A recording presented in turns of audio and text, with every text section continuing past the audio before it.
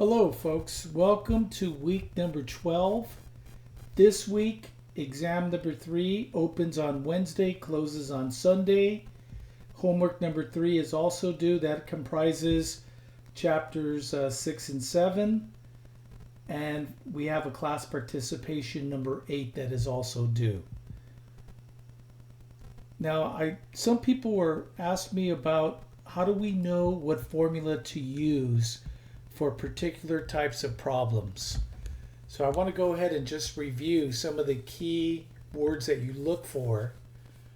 So for example, if you see the word probability, normal distribution, the notation P of X, so we're looking for a probability and we typically have to convert using this z-score formula.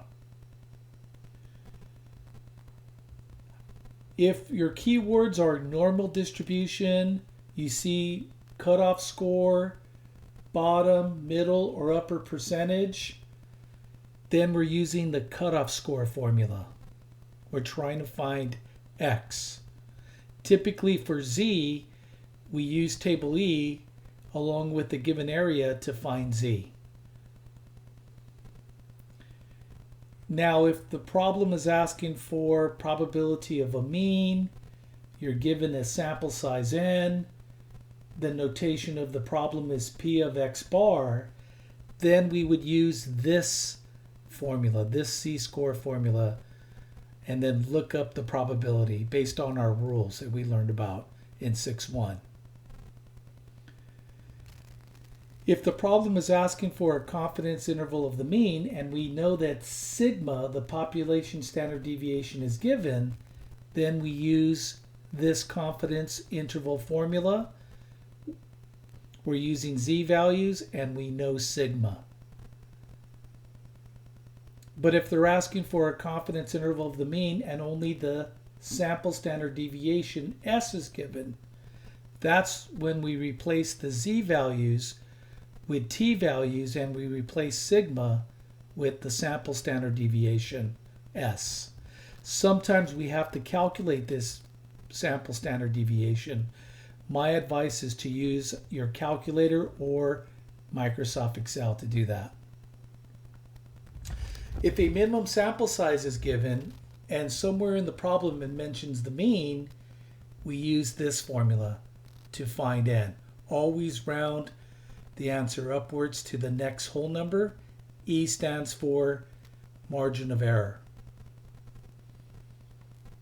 If the problem is asking for the confidence interval of a proportion, we definitely use this formula. Remember, P hat is always X over N. X is the smaller of the two numbers that are given. And Q hat is 1 minus P hat. And then they may ask us to find the minimum sample size, and somewhere in the problem it has the word proportion. Then we use this formula. N is P hat times Q hat times Z sub alpha over 2 divided by the margin of error, E, quantity squared. Don't forget, always round this answer upwards to the next whole number. Sometimes P hat is not given. If that's the case, set it equal to 0.5. So I'm hoping these little code words help you decipher which formula to apply for each problem.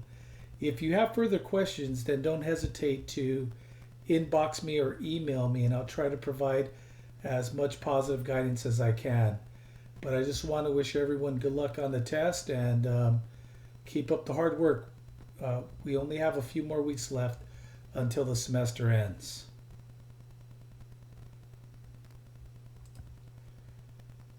Thanks for watching the video.